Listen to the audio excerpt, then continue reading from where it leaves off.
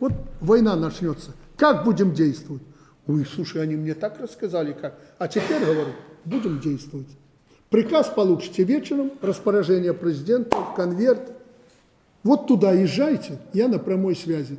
Никакого Министерства обороны никого не информирует. Это вот главное. Наши беглые не доверяет министру обороны, не доверяет Генштабу. Я всем доверяю.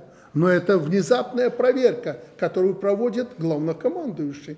И я хочу посмотреть, а как в этой внезапной проверке будут действовать Генштаб и Минобороны.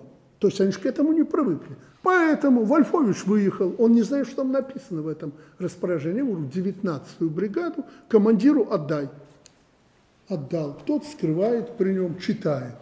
И Вольфович, там ему написано, осуществляет контроль со своими людьми. И говорю, а еще подключите мне туда Герасимова, чтобы ходил и смотрел. Он посмотрит и за Вольфовичем, и за командиром.